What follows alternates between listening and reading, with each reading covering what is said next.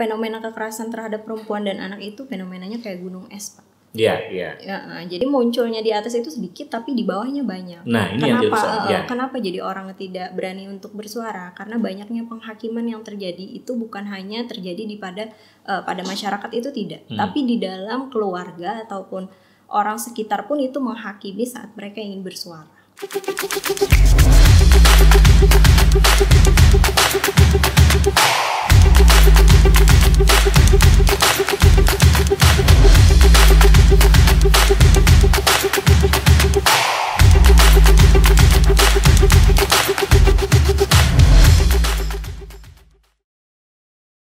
Assalamualaikum warahmatullahi wabarakatuh. Ketemu kembali dalam podcast Radar Banjarmasin paling paham soal Banua. Baik pemirsa podcast, hari ini saya akan berbincang dengan seorang aktivis perempuan. Saya menghadirkan seorang aktivis perempuan yang juga bergiat dalam program perlindungan perempuan dan anak pada Satgas PPA Dinas Pemberdayaan Perlindungan bla bla bla. Agak panjang soalnya susah nyebutnya. Di Kota Banjarbaru. Dan sudah hadir di depan saya manggilnya Mbak deh ya.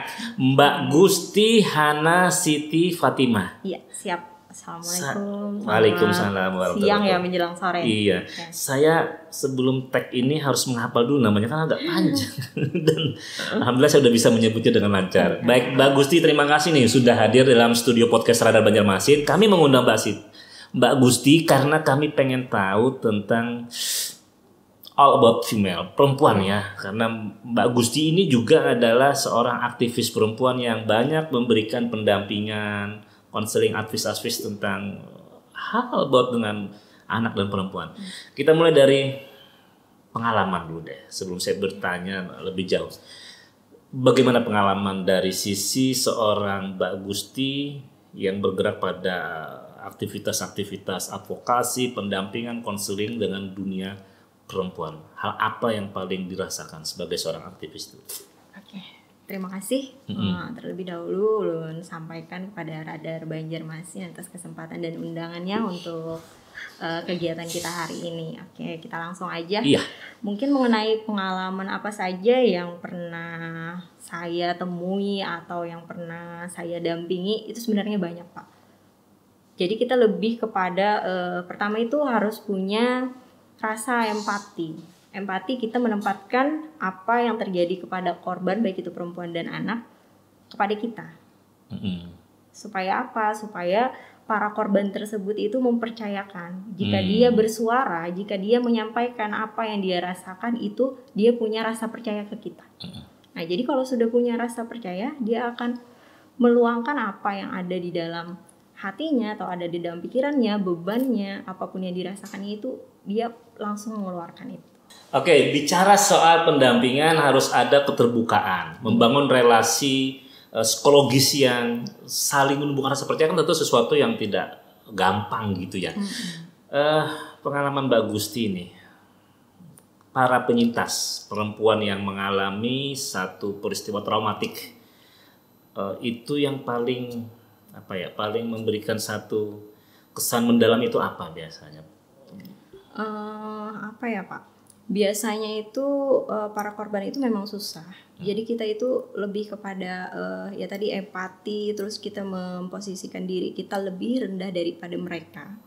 Perlu waktu nggak biasanya? Misalnya ada satu korban yang kita harus melakukan konseling, pendekatan agar mereka ini bisa bercerita dan mau menyampaikan apa sih persoalan mereka. Itu berapa lama dari awal proses itu berjalan sampai masing-masing itu berbeda. Berbeda biasanya. Ada yang satu kali pertemuan itu saya tidak bisa mengungkap apa yang terjadi, tapi ada yang bisa sampai 1 atau 2 jam dia sedikit demi sedikit menceritakan. Oke. Mbak Gusti, ini kan banyak nih ya sekarang berbagai macam kasus yang muncul. Para perempuan yang mengalami tindakan pelecehan, baik secara fisik ataupun verbal, yang kemudian mereka menjadi korban-korban dari para lelaki yang bentuk macam-macam ya. Pelecehan bahkan sampai pemerkosaan ya. Tetapi ini kan tidak banyak kasusnya yang terungkap. Banyak dari mereka yang masih menutup diri dan takut. Nah, sejauh ini nih pengalaman Mbak Gusti baik secara pribadi dan sebagai aktivis pendampingan maupun di Satgas PPA. Ini apa yang sudah dilakukan dan bagaimana agar mendorong mereka dan mencari suara-suara yang nggak muncul ini? Mungkin sebenarnya banyak kali ya kasusnya. Kira-kira gitu ya? Iya. Gimana? Sebenarnya kalau fenomena kekerasan terhadap perempuan dan anak itu fenomenanya kayak gunung es, Pak. Iya, iya. Ya, jadi munculnya di atas itu sedikit tapi di bawahnya banyak. Nah, ini yang Kenapa jadi orang tidak berani untuk bersuara? Karena banyaknya penghakiman yang terjadi itu bukan hanya terjadi pada masyarakat itu tidak, tapi di dalam keluarga ataupun orang sekitar pun itu menghakimi saat mereka ingin bersuara. Nah, ini kan terbalik ya. Mereka ini kan korban sebenarnya, yang mestinya secara psikologis, secara pribadi, kehidupan sosialnya kan dilindungi. Tetapi kok kebanyakan para korban merasa bahwa seolah-olah dia ini menjadi orang yang dipojokkan gitu. Ntar dia menjadi korban. Nah, ini gimana nih menyelamatkan para perempuan-perempuan yang mestinya sudah menjadi korban ini jangan lagi kemudian menjadi korban sosial, justice penghukuman tadi, gimana itu secara sosial? Kalau secara sosial dan karena Ulun bergerak di bidang ini dan bekerja juga di bidang ini, biasanya kita lebih kepada si para penyintas yang sudah istilahnya sudah lepas lah dari rasa trauma atau depresi, dia yang menyuarakan bahwa ayo loh kita ngomong itu nggak apa-apa, ini kita untuk menyelamatkan orang-orang yang juga terkena seperti kita, yang juga terdampak seperti kita. Kalau kita tidak bersuara, mereka juga tidak akan berani bersuara. Jadi ayo speak up gitu. Iya. Gerakan speak up ini yang perlu didorong gitu ya. Ayo speak up, jangan takut. Nah, bagi mereka yang pengen menceritakan bentuk-bentuk bentuk pelecehan baik secara verbal, intimidatif, ajakan, tekanan, paksaan, kayak gimana ya yang mereka rasakan tuh, apa yang harus mereka lakukan? Mungkin diberi pandangan bahwa mereka atau orang-orang yang agak takut nih kemana mereka manunya, dan Satgas bisa nggak memfasilitasi untuk itu? Kalau untuk Satgas PPA sebenarnya bisa, tapi kan karena Satgas itu mungkin dibawahi oleh dinas, jadi tergantung dari dinas itu mensosialisasikan kepada masyarakat itu seperti apa. Tapi kalau dari aktivis itu biasanya kalau kami bergerak itu Pak lewat media sosial atau lewat dari kasus orang yang ini ada kawan kami yang depresi, itu kisahnya yang kami buka. Nah, jadi lewat media sosial itu orang melihat, orang mulai berani bersuara, bisa menghubungi. Oh, misalnya kayak pengalaman terbaru itu kakak boleh nggak nih sharing, kakak itu psikolog kah atau apa gitu. Nah itu baru nanti terbuka di sana. Iya, tapi Satgas PPA, Satgas Perlindungan Perempuan dan Anak, Dinas DP2 KB PMP 3A Kota Banjarbaru. Disebutin dulu apa panjangnya? Dinas Pengendalian Penduduk, Keluarga Berencana, Pemberdayaan Masyarakat, Perempuan dan Perlindungan Anak. Oke, dalam fungsi tugasnya sebagai Satgas PPA di dinas itu tadi ya, ini sudah maksimal nggak kira-kira? Maksudnya, apakah sudah menjalankan peran fungsi dalam fungsi Satgas sebagai pendampingan, perlindungan itu dengan menyelamatkan mereka yang selama ini menjadi korban-korban itu, baik anak maupun perempuan? Alhamdulillah untuk Kota Banjarbaru Satgas sudah berjalan Pak kurang lebih 2 tahun. Jadi untuk Satgas itu lebih kepada penjangkauan kasus. Jadi nanti setelah penjangkauan kasus dilakukan, kita lihat apa sih kebutuhan dari korban, baru nanti kita rujuk ke Dinas PPA. Jadi Dinas PPA yang menangani untuk pendampingannya, konseling atau untuk pendampingan psikolog, medis, itu nanti Dinas PPA. Jadi Satgas membawa lagi si korban tadi ke Dinas PPA. Oke, bagus nih. Ini perlu diketahui oleh publik supaya publik bisa mengerti dan memahami bagaimana cerita atau pengalaman traumatik seorang korban penyintas yang mengalami bentuk-bentuk tekanan, paksaan secara fisik. Saya katakanlah dengan bahasa yang mudah dipahami, korban perkosaan. Apa sih yang paling biasanya para korban ini sebagai penyintas yang mengalami traumatik yang mereka rasakan yang paling dalam, yang bisa membuat mereka menjadi berubah total secara psikologis itu? Biasanya merasa dirinya tidak berharga lagi. Karena dia merasa tidak menginginkan hal itu terjadi. Jadi di saat dia tidak bisa menerima dirinya yang seperti itu yang membuat dampak psikologisnya semakin menurun. Sehingga tidak dapat dikontrol, emosinya mudah menjadi emosi yang negatif, lebih berpikiran hal-hal merasa dirinya tidak berdaya karena dia tidak bisa melawan dan dia tidak bisa bercerita kepada siapa dia harus bercerita. Ketakutan itu karena apa nggak mau bercerita tuh? Karena takutnya untuk dihakimi. Dan itu masih banyak terjadi ya bahwa masyarakat, Sangat bukan masyarakat, banyak. maksudnya para korban ini seolah-olah semuanya ya yang ya rata-rata pengalaman yang pernah menjadi korban, mereka merasa takut karena merasa seolah-olah publik akan menghakimi. Iya.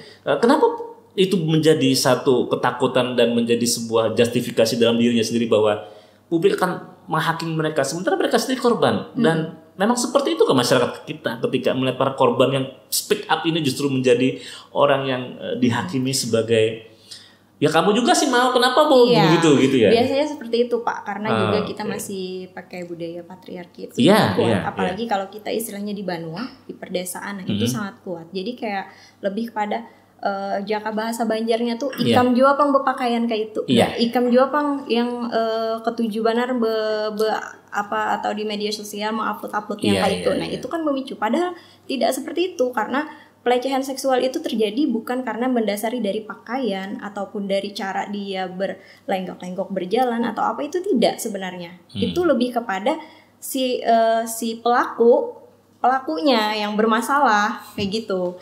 Ini jadi perdebatan sebenarnya cara pandang kenapa perbuatan itu terjadi. Banyak yang menilai bahwa sebenarnya tidak ada asap tanpa ada api. Iya. Tidak ada niat tanpa ada kesempatan atau sebaliknya gitu. Sehingga sering sekali orang mengatakan masyarakat ya secara umum bahwa lihat dulu dong latar belakangnya. Kok kenapa itu terjadi? Ketika orang melihat bahwa ternyata latar belakangnya si ceweknya juga ternyata misalnya ya terlihat seperti bisa dibujuk atau terlihat dengan cara berpakaiannya seolah menampilkan anggapan publik dia bisa diajak dan segala macam. Padahal sebenarnya persoalan tidak seperti itu ya bahwa perkosaan itu peristiwa tersendiri yang tidak ada kaitannya dengan apa yang melekat dalam dirinya. Gitu ya. Dan itu tuh ada kaitannya dengan kita kesetaraan gender. Jadi lebih kepada memihak kaum laki-laki, tidak memihak kaum perempuan. Ya, oke. Bicara soal yang perkosaan tadi korban-korbannya, saya masih penasaran kenapa mereka ini masih memiliki rasa takut, khawatir, justru akan menjadi korban yang dicap oleh masyarakat. Kan di sini ada struggle, ada perjuangan dalam internal dirinya sendiri dong. Ini gimana menyadarkan ke masyarakat satu sisi bahwa persepsi tentang perkosaan sebab akibatnya itu bukan tidak ada korelasinya secara langsung, tapi satu sisi juga menyadarkan para korban-korban ini, ayo dong speak up, apa yang udah dilakukan oleh Satgas ini? Kalau Satgas sendiri itu tidak berperan untuk menyuarakan sebenarnya ya Pak ya, lebih kepada dinasnya. Oh iya, oke. Dinas tapi kan Satgas satu kesatuan kan? Satu kesatuan. Tapi apapun perannya ya dan dimanapun perannya melekat. Tapi maksud saya adalah ada nggak suara-suara untuk mendorong itu? Apa yang sudah dilakukan? Kalau untuk mendorong itu karena Satgas yang Satgas itu himpunannya banyak yang terkait di dalam situ banyak. Jadi mungkin dari kawan-kawan yang berada di dalam dinas sebenarnya yang paling tegas. Cuma kalau kita membawa orang di dalam tim Satgas sendiri itu banyaknya kan relawan yang memang dia peduli dengan perempuan dan anak. Jadi mereka itu yang membantu untuk ayo dong kita speak up nih. Iya. Ayo dong kita beritahu nih kalau orang itu bisa lapor ke Satgas. Ada nggak sekarang relawan-relawan yang itu berlatar belakang para penyintas, orang yang pernah mengalami peristiwa traumatik yang kemudian mereka bersama-sama, ayo dong kita bentuk satu komunitas bersama untuk mengajak mereka-mereka yang pernah jadi ini gitu. Sampai saat ini sih masih belum Pak. Masih belum ya? Nggak ada satu organisasi yang secara terbuka menyatakan kami adalah organisasi yang menampung para penyintas dan mendorong mereka-mereka yang menjadi korban untuk speak up gitu, nggak ada ya? Masih belum sih, tapi kalau yang untuk pribadi kan masih sudah banyak ya, ada beberapa lah. Berarti ini persoalan dong. Menurut Mbak Gusti sebagai seorang aktivis, peran ini mesti harus diambil oleh siapa? Pemerintah kah? LSM kah? Dunia pendidikan kah? Atau secara personal gitu? Sebenarnya harusnya itu kita sama-sama itu yang bagian dari teratas mengamanahkan untuk di bawahnya. Jadi kalau yang di atas sudah lebih kepada memihak itu yang di bawah kan pasti mengikuti Pak. Oke, berarti ini bicara soal paradigma cara pandang bagaimana persoalan-persoalan terhadap perempuan dan anak ini dilihat dari perspektif yang lebih luas ya, karena secara sosial masyarakat masih menganggap seperti itu. Gitu karena kalau hanya cuma dari masyarakat ya seperti itu, dia akan menjas orang yang terkena dampak itu tadi. Pasti banyak hal-hal negatif yang ditimbulkan dan akhirnya bisa diasingkan, itu banyak.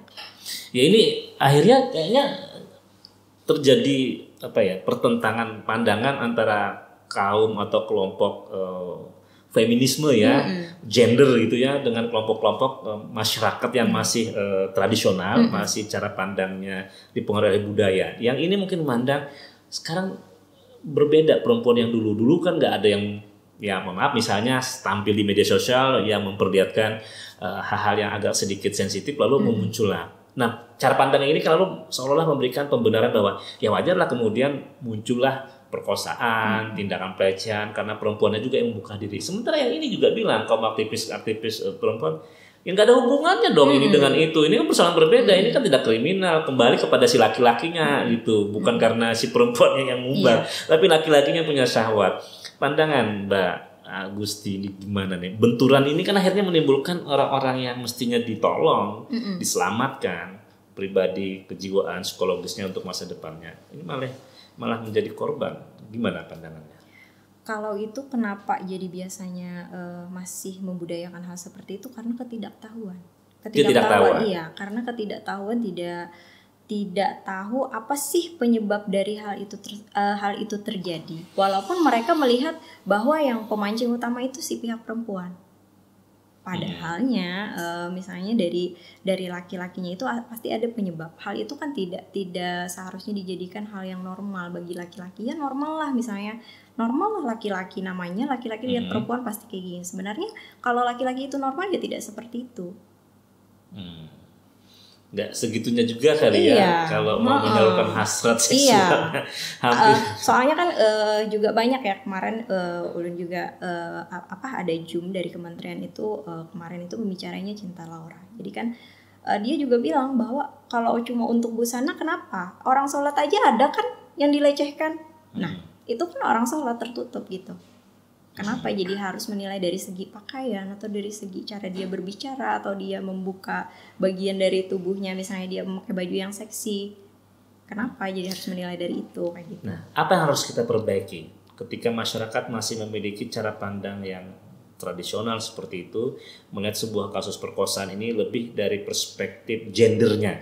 Selalu perempuan yang diposisikan menjadi penyebab, ya kan, menimbulkan kesempatan itu. Cara pandangnya gimana nih? Apa yang perlu kita perbaiki? Cara pandangnya kah? Sistem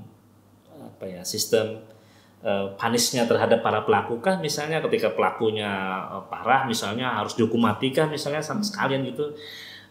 Atau edukasi dan sosialisasi penyuluhannya yang kurang? Apa ini kira-kira menurut Mbak Gusti sebagai seorang? Sejauh ini kalau menurut saya memang sosialisasi dan edukasi terkait hal tersebut yang memang masih banyak tidak diketahui dan tidak sampai kepada harus siapa kita menyampaikan gitu.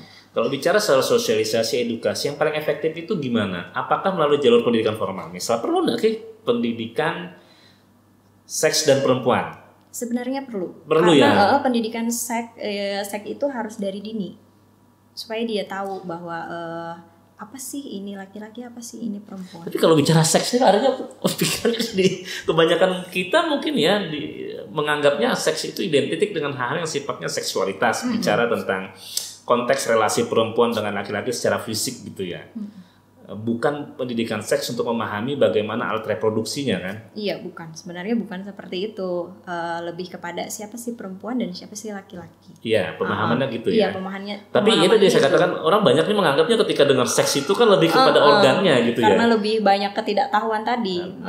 Jadi peran kita mungkin kalau ulun sebagai aktivis, sebagai orang yang bekerja di membidangi itu lebih kepada menyampaikan bahwa kita perempuan itu bukan hanya misalnya saat dilakukan pelecehan saja itu dilakukan pelecehan seksual, tidak sebenarnya. Ada hal yang memang itu masuk kategori pelecehan. Apa? Seperti apa contohnya? Misalnya kita lewat jalan ada laki-laki yang bersiul, itu sudah masuk pelecehan. Terkadang orang tidak menyadari itu. Iya. Tapi itu secara hukum bisa nggak ya diadukan? Kita kan tidak menyenanginya, otomatis pasti bisa. Ya. Oke. Jadi sebenarnya perangkat hukumnya juga sudah bisa mengakomodir ya orang-orang yang merasa bahwa dirinya dilecehkan di tempat-tempat publik, lewat di depan jalan, kemudian ada yang sweet gitu ya. Itu pelecehan non verbal ya, tidak secara ini, tapi merendahkan harkat dan martabatnya perempuan ya. Nah itu kesadaran itu yang selama ini kan belum terlihat ya, bahwa bentuk pelecehan itu tidak mesti harus secara fisik gitu ya. Bentuk pelecehan tidak selalu menjurus ke arah seksualitas, tapi seperti itu bisa ya. Bisa. Dan itu ada nggak yang pernah mengadukan lewat kemudian di switch sama laki lalu dia merasa direndahkan gitu? Kebanyakan sih belum, Pak. Belum karena ya. karena ketidaktahuan tadi, ketidaktahuan apa saja sih yang masuk dalam kategori pelecehan seksual. Selama ini kalau menurut Ulun sih lebih orang itu apa ya? Taunya pelecehan seksual itu misalnya sudah sampai melakukan hubungan seksual atau sampai menyentuh bagian fisik perempuan, nah itu. Oke. Ini pertanyaan yang saya harus tanyakan karena saya terus terang penasaran. Ini menyangkut pengalaman Mbak Gusti sebagai orang yang biasa mendampingi para penyintas, terutama para korban perkosaan. Ada anggapan publik yang mengatakan bahwa di era keterbukaan, di era perubahan yang sudah begitu luar biasanya, relasi perempuan dengan laki-laki dalam kehidupan sosial itu sudah sangat biasa. Sederhananya saya katakan gini, orang pacaran sentuhan fisik, ciuman, bahkan sampai melakukan ML itu biasa gitu ya.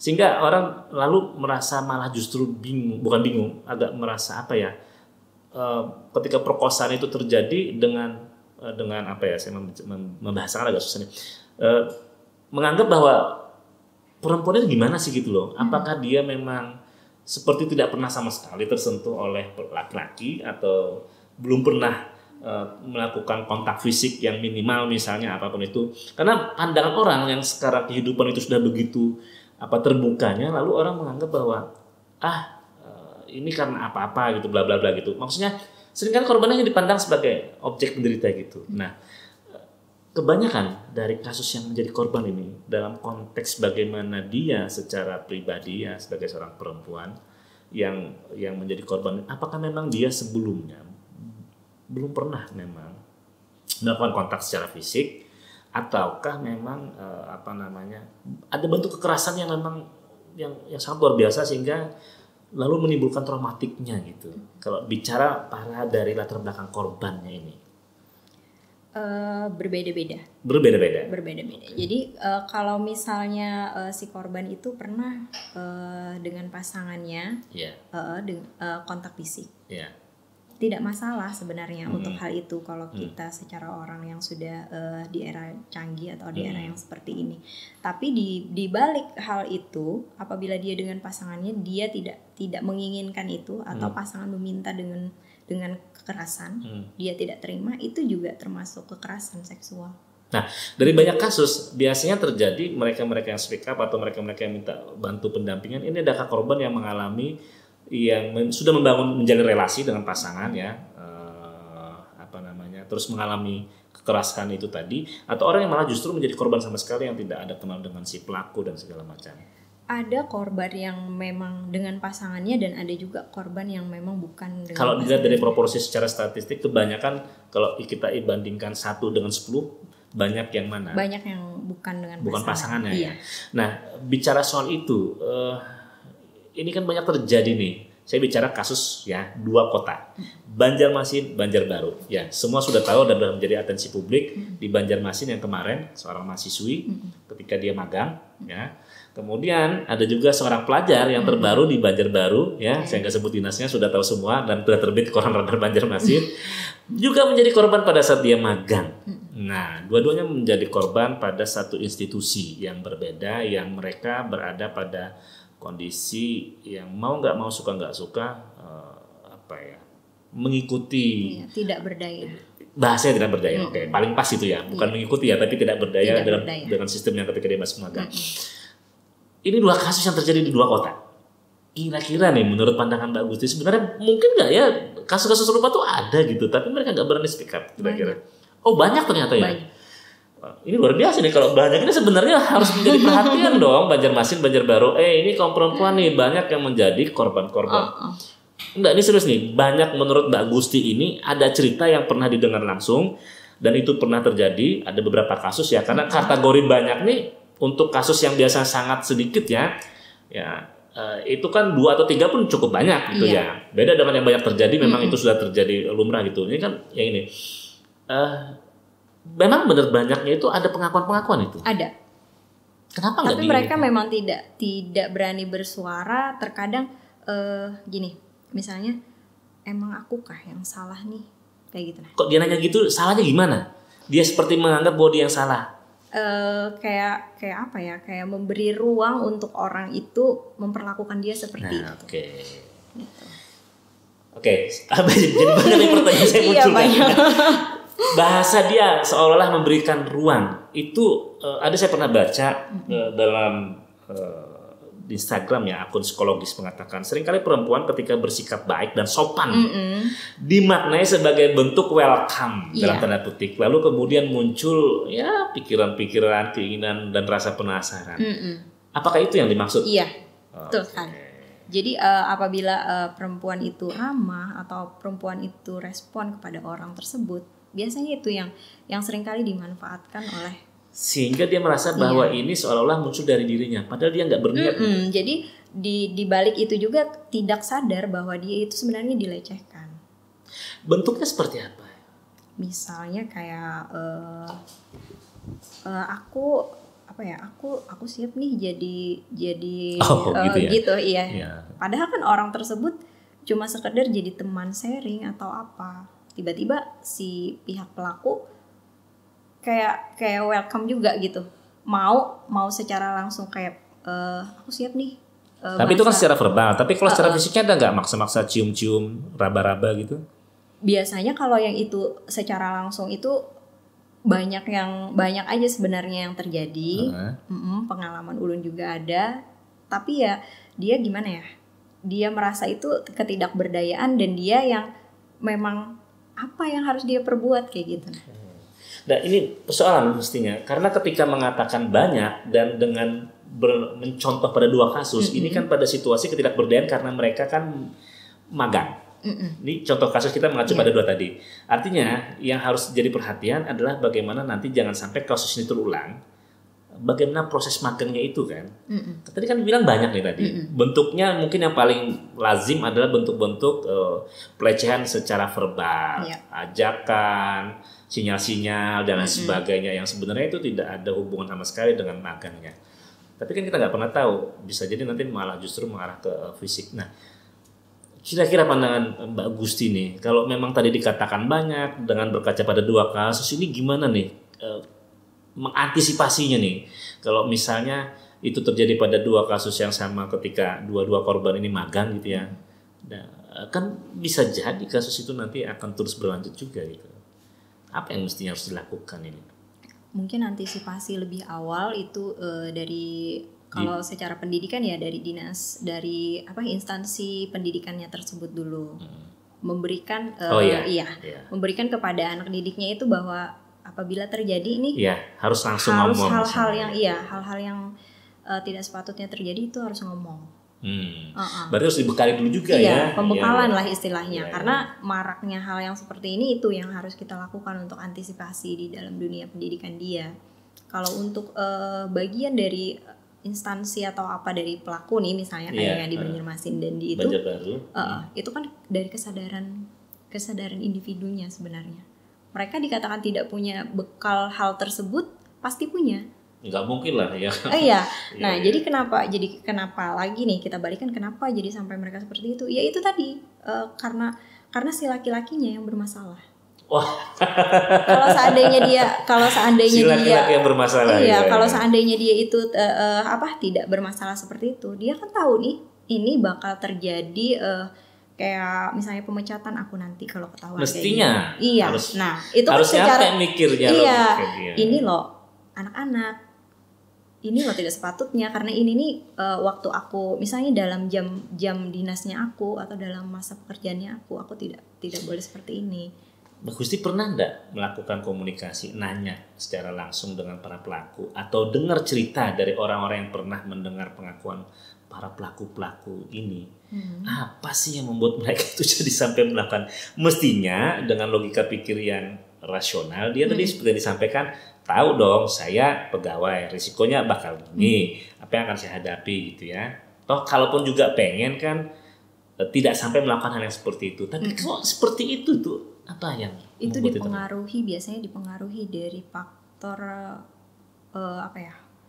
pemikiran dia atau Imajinasi liarnya gitu. Imajinasi itu tergantung daripada hormon-hormon yang ada di Oke. dalam tubuhnya. Jadi Biasanya itu. faktor fisiologis Iya. dalam artian tuh pengaruh tubuh Jadi gitu ya. kayak candunya dia yang tidak bisa makanya kami katakan itu masalah. Oh, sebenarnya. oke. Jadi orang yang melakukan perbuatan itu sebenarnya dia tidak hanya tapi bermasalah secara fisik dan mental kali. Apa Iya. fisiologis dan mental kali ya? Iya. Nggak bisa lebih ke kontrol. psikologisnya, iya. Oke. Dia bermasalah dengan dirinya sendiri sih sebenarnya itu kan tidak dapat mengontrol itu karena rasa penasaran, rasa selalu ingin melakukan itu tidak terkontrol, sebenarnya itu. Iya sih benar. Sebodoh-bodohnya laki-laki gitu ya ketika hasratnya memuncak kan mikir juga gitu. Iya. Oh, orang gila aja yang nggak punya waras apa dia juga iya kok ya berarti memang benar ada sesuatu ya di mentalnya gitu ya.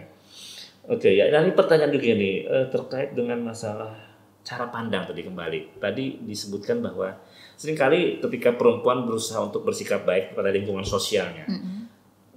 Misalnya kayak magang lingkungan sosial baru, dia kan ada merasa tidak berdaya. Saya ini magang, saya harus dapat nilai. Maka saya harus berbuat baik, hormat, santun dan segala macamnya ya sesuai dengan aturan situ. Tapi seringkali ketika ada orang melihatnya kan, lalu kemudian itu bisa dimaknai dengan cara pandang yang berbeda. Nah mungkin ada tips nih bagaimana dari Mbak Gusti yang pernah melihat beberapa kasus yang terjadi itu agar para perempuan-perempuan ya yang berpotensi akan menjadi korban itu apa sih yang harus misalnya dibatasinya seperti apa, bagaimana menjaga dirinya gitu kira-kira. Oke. Pertama ya kalau kita ingin melakukan sesuatu mungkin kepada niatnya dulu. Jika kita niatnya memang tidak ingin diperlakukan orang seperti itu, walaupun sebaiknya kita welcome ke orang itu, kita ada punya batasan, misalnya batasan saat orang itu tidak memperlakukan kita dengan baik, kita diam atau tidak merespon lagi itu misalnya di dalam media komunikasi atau misalnya saat kita berada di ranah pekerjaan atau di ranah seperti adik-adik yang terkena pelecehan tersebut bisa menjauh atau dia bilang aja langsung. Gitu. Ini artinya itu keterbukaan juga ya. Keterbukaan memang harus terbuka, makanya harus speak up. Kalau dia selalu diam, dia tidak selalu merasa tidak berdaya, itu bakal nanti pelakunya malah justru merasa dikasih sinyal ini. Kalau misalnya kita menghindar lah, minimal sekali menghindar untuk tidak mengini. Iya. Kalau misalnya ya intinya kebanyakan sih memang tidak berani bersuara gitu. Kalau misalnya didekati terus dipegang-pegang dia diam. Tapi kalau misalnya dia dipegang-pegang dia menjauh atau pas ada orangnya lagi datang, oh ini mungkin nanti yang pegang lagi nih, yang menghindar gitu. Membatasi untuk tidak memberi kesempatan itu karena kita ya memang harus baik ke semua orang kan, apalagi di wilayah di mana kita memang bekerja atau kita di satuan pendidikan atau seperti apa. Iya. Tapi menurut pandangan Mbak Gusti sekarang tuh banyak gak sih orang yang sakit mentalnya yang sampai seperti itu kalau bicara dengan kondisi yang seperti sekarang, karena kan di sini semua sudah begitu luar biasa ya terbuka. Dulu orang ketika pengen ngakses film porno itu kan nggak bisa sembarangan. Pertama perangkat teknologinya yang sangat terbatas, tidak dijual murah. Kedua internet juga tidak ada, ya kan. Tapi semua sudah berubah, ya alat kontrasepsi begitu bebas dijual. Tempat mau melakukan apapun aktivitas ada hotel dengan bahkan ada yang bisa masuk hanya menggunakan kartu pelajar dan segala macam. Peluang kesempatan itu begitu ini. Nah ini gimana menurut pandangan Mbak Gusti sebagai ini? Itu bisa munculnya orang-orang yang sakit mentalnya ini karena memang faktor apa? Dirinya sendiri kan, lingkungan kan, atau memang perubahan sosial yang sudah begitu masif akibat teknologi ini sendiri? Kebanyakannya sih dari sosial dari faktor keluarga karena di balik itu kan faktor pola pengasuhannya.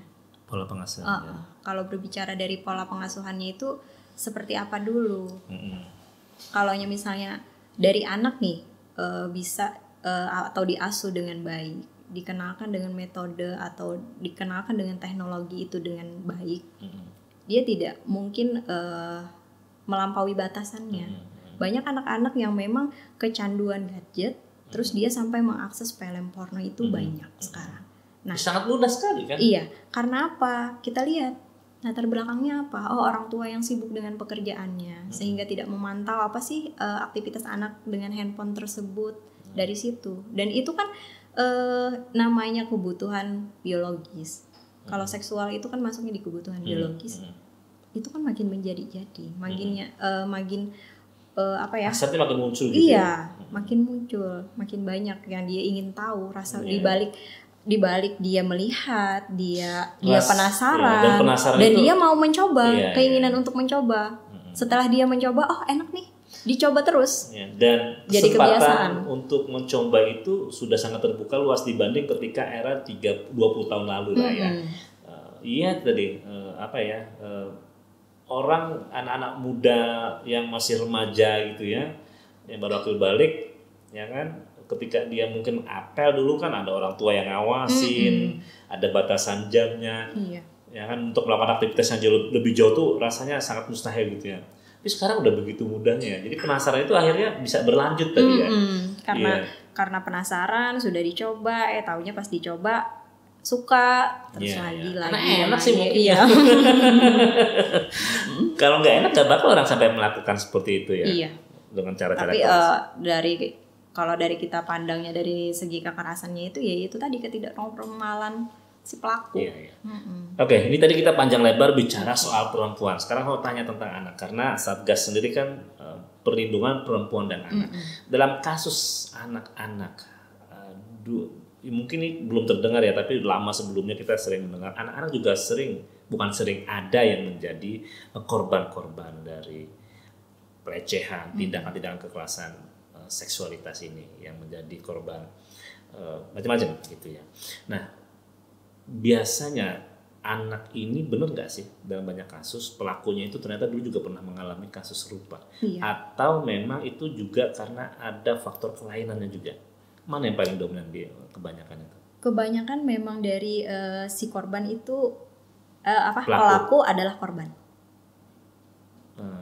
Jadi kebanyakannya itu. Dan dari korban itu dia mempunyai trauma. Motif dia melakukan itu ketika dia menjadi korban itu apakah bentuk balas dendam pelampiasan atau memang ada kepuasan juga? Atau jangan-jangan itu ya ini maksudnya itu kan abnormal, nggak normal gitu loh ya. Nggak, bagi saya susah membayangkan gitu, benar-benar nggak normal. Itu lebih kepada spesifiknya yang bisa memberikan pandangan itu seperti apa terjadinya itu biasanya sih psikolog. Tapi sepengalaman pandangan. Kalau sepengalaman itu kenapa jadi dia melakukan itu karena yang dia contoh itu anak-anak itu kan mencari role model dia. Walaupun bisa kebanyakan juga si korban itu kan dilecehkan oleh orang yang dewasa. Kakak atau orang tuanya. Nah, itu jadi role model dia.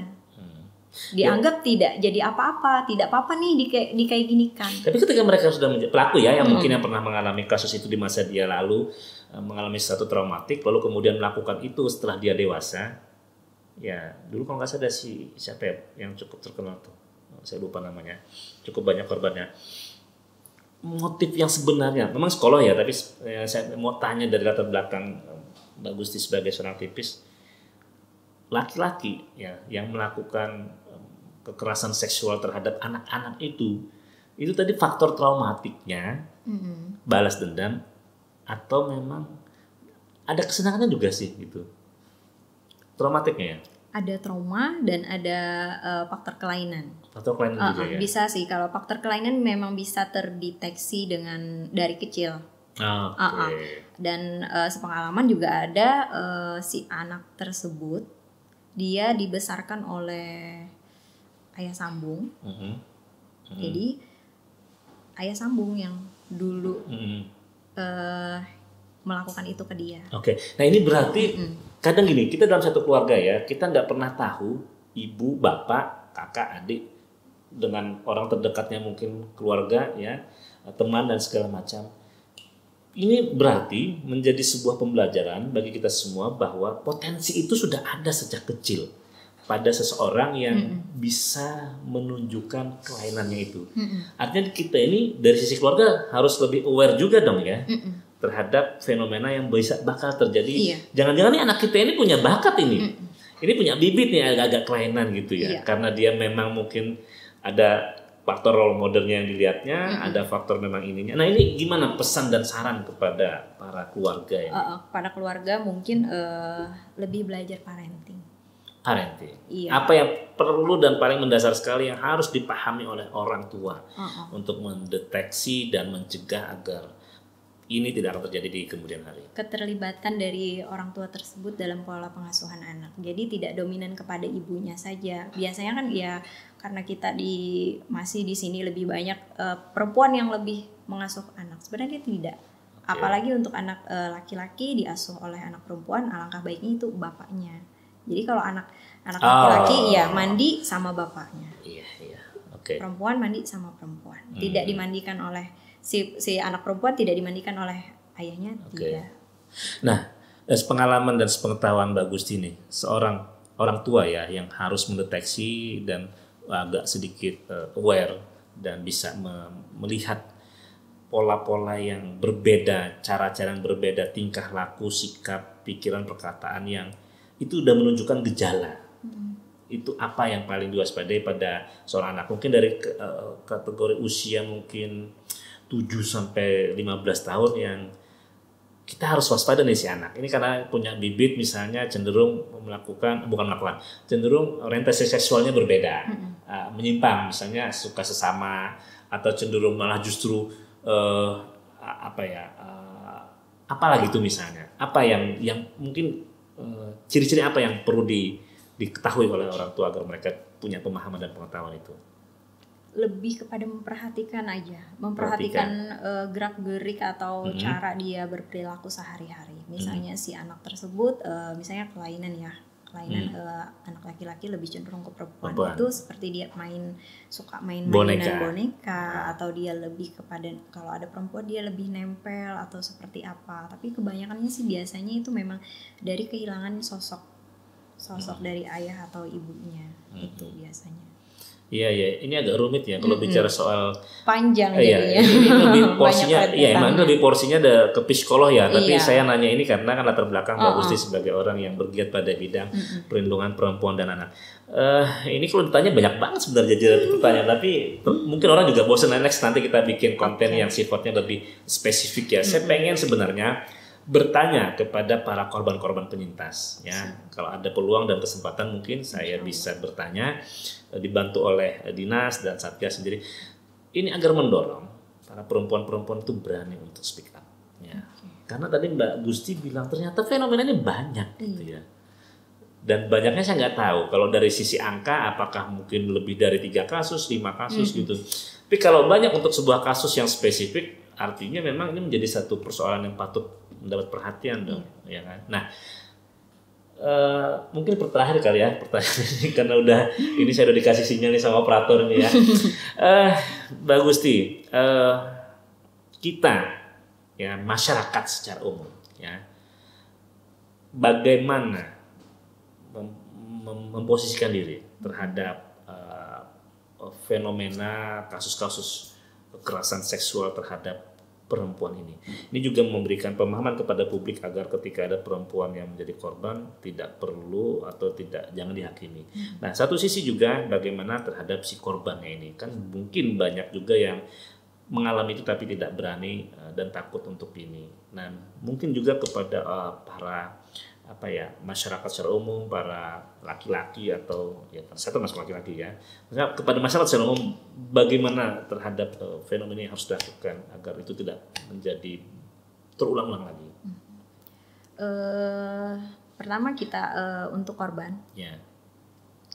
Tunjukkan kamu berani untuk bersuara karena itu hak kamu untuk berbicara. Kalau dia berani dan pengen bersuara, sarannya kemana dulu dia berceritanya? Dia bisa menceritakan kepada siapa orang kepercayaan dia. Apakah kepercayaannya harus orang tua atau lingkup keluarga? Tidak, karena kebanyakannya keluarga justru menghakimi. Oh gitu. Kebanyakan keluarga menghakimi. Ini fakta ya? Iya, kebanyakan keluarga menghakimi. Jadi, ya siapa orang terpercaya dia? Cari layanan konsultasi pengaduan dia. Dan sarannya speak up itu penting untuk menjaga suasana psikologis dia agar tidak Iya. mengalami depresi dan tertekan gitu. Karena kalau dia tidak membicarakan itu, mengeluarkan itu yang bakal memukul mentalnya sendiri. Kalau untuk ke masyarakat lebih kepada ayo dong kita jangan melihat di satu sisinya saja. Jangan melabel orang dengan melihat dari apa yang kita lihat saja tanpa kita mau mendengarkan. Ya memang kan ada juga nih ya korban, kalau kita lihat memang latar belakangnya misalnya ya publik menilai bahwa dia sering memang membuka diri, seperti sering posting-posting yang foto-foto seksi. Akhirnya dengan alat begitu kan masyarakat menjustifikasi, ya wajar lah memang dia sendiri yang pengen katanya agar dia menjadi korban, seolah kan gitu. Tapi padahal sebenarnya enggak seperti itu ya pandangannya ya, yang perlu ditekankan ke masyarakat ya. Tidak seperti itu. Ya, karena ini persoalan yang berbeda antara apa yang terlihat dengan dirinya dengan apa yang dia alami gitu ya. Ya. Dan mungkin bagi para lelaki-lelaki, masuk kepada saya juga mungkin ya. Ini dari sisi apa ya? Memberikan pemahaman bagaimana perlakuannya, bagaimana melihat relasi antara perempuan dengan laki-laki dalam konteks kacamata feminisme dan gender. Apa yang mungkin ingin disampaikan? Mungkin kepada kaum lelaki lebih menghargai perempuan. Bagaimana cara kita bersikap kepada perempuan, bagaimana laki-laki bersikap kepada perempuan, karena tidak semua perempuan itu senang untuk diberikan hal-hal yang berbau atau mengarah kepada sensitivitasnya. Tidak semua hal itu yang disukai perempuan. Misalnya kayak perempuan senang selalu dimanja atau disanjung-sanjung di depan publik, itu tidak sebenarnya. Jadi dilihat dilihatlah perempuan ini sebenarnya sih seperti apa gitu. Jangan melihat cuma karena dia berpakaian seksi lalu dia suka untuk dilecehkan, tidak sebenarnya. Jadi lebih menghargailah kepada perempuan. Jangan melihat dari fisik, dari apa yang dia gunakan, apa yang dia lakukan dan apa yang dia tampilkan. Tapi lebih kepada hargai loh, dia itu juga manusia, dia juga punya rasa yang memang ingin dihargai. Jadi dilihat bagaimana sih sebenarnya perempuan tersebut gitu. Terkadang kan laki-laki cuma melihat dari dari luarnya saja, dari fisiknya saja, atau dari apa yang tertampilnya saja, tidak mengetahui apa-apa yang sebenarnya perempuan itu. Sehingga ada pamaya yang mengatakan don't judge ya book from the cover. Jangan menghakimi dari apa yang terlihat dari secara. Melihat dari luarnya saja, dari covernya saja. Baik, Mbak Gusti, terima kasih banyak. Saya sangat tertarik dan sangat antusias berbincang tentang dunia perempuan dan anak, tentu dalam konteks memberikan pemahaman dan edukasi. Karena memang kita tidak bisa memungkiri ini terjadi di dua kota besar di Kalimantan Selatan, Banjarmasin, Banjarbaru, dua kasus yang dialami oleh perempuan yang menjadi korban pelecehan dan kekerasan seks, dan ini sudah menjadi atensi publik dan ini harusnya juga menjadi sebuah pembelajaran bersama, tidak hanya buat para perempuan tapi juga para masyarakat, rumah tangga, keluarga untuk bisa melihat kasusnya, dan juga termasuk para pelaku ya, terutama orang-orang yang memang memiliki kelainan tadi. Next ya, saya berharap nanti kita bisa ketemu lagi dengan narasumber yang mungkin dia bersedia sebagai penyintas untuk bercerita. Speak up-nya ini harus didengar oleh publik dong, agar ini bisa menjadi sebuah cerita inspiratif ya, memotivasi orang-orang yang menjadi korban, agar nantinya semua publik menilai bahwa mereka-mereka menjadi korban ini mestinya harus dibantu, ditolong gitu ya. Jangan kemudian dipojokkan seperti itu. Baik, Mbak Gusti, terima kasih sekali lagi sudah berkenan hadir dalam program kami. Sukses selalu dengan program-programnya di Satgas, di Dinas ya. Dan kita banyak membutuhkan sebenarnya relawan-relawan seperti Mbak Gusti agar masyarakat yang selama ini merasa jadi korban stigma sosial masyarakat yang tidak bisa suara, agar bisa menyuarakan apa yang menjadi suara-suara hatinya. Dan kita akan ketemu kembali dalam podcast selanjutnya. Terima kasih. Assalamualaikum warahmatullahi wabarakatuh.